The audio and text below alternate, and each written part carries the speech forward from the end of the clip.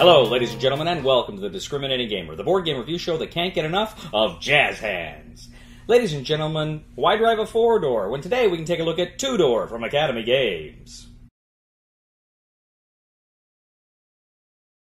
Tudor is a game that Academy Games is going to be bringing to Kickstarter here pretty soon. It's a game that comes to us all the way from the mythical land of Germany. It takes place in the court of Henry VIII, where you are all courtiers competing for power and influence. Now, I need to point out that this game, in the video here, you're going to be seeing the prototype version of the game. I am assured by Uwe Eckhart, that's right, the Uwe Eckhart, that this game is going to have a fantastic production quality. Now, if you're familiar with Academy Games, you know they make some absolutely wonderful, wonderful game components, game production. So let me tell you a little bit about Tudor. So in Tudor, you are the courtiers competing for influence in the court of King Henry VIII of England.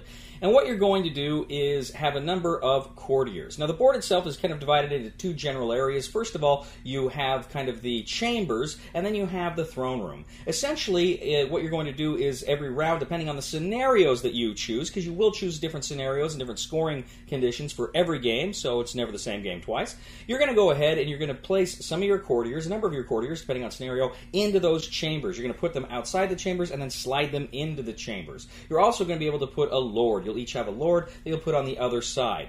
Now, during the course of the game, generally speaking, your courtiers can take one action from the top of the table or the bottom of the table, while your lord can take both actions from both the top and the bottom of the table. Once their action is done, they move off of the table. Now, this is going to influence several things. It's going to let you get cards, it's going to let you do other fun and interesting things, but you're going to be moving your meeples in the throne room.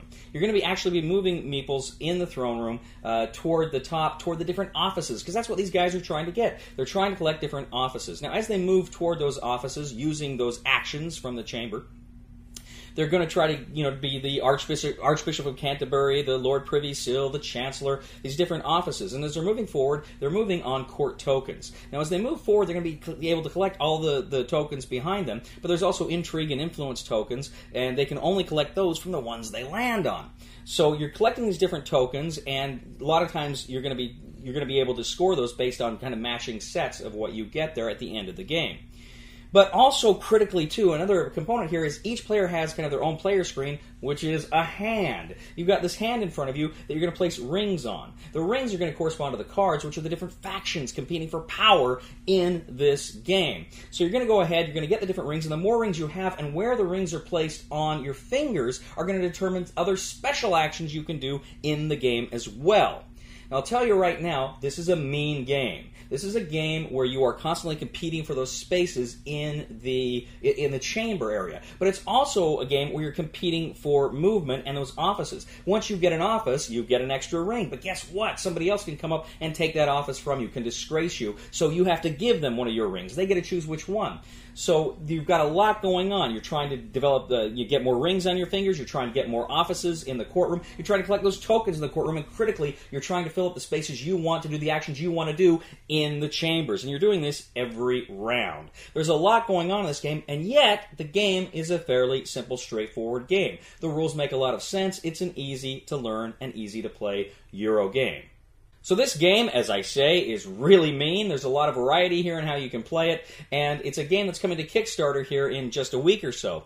Now, if this sounds like a game you'd like, if you do like those Euro games, and of course you know Academy Games are production values, they are some of my favorite games. If you like Academy Games, then you're going to go on ahead and back this on Kickstarter when it's out, and I'll make sure I post a link to that once that's live to this video.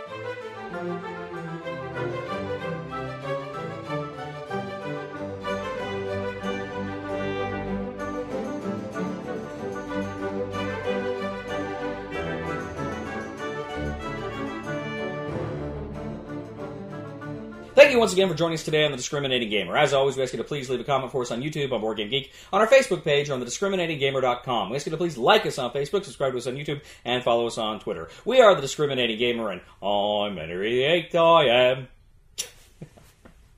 Please somebody help me on my feet again, and I don't know where I'm going, and I don't know where I've been. Please somebody help me on the solid ground. It's a long time, and I'll be dying. Once a year I wind up in the band. Yeah. It's diabolical.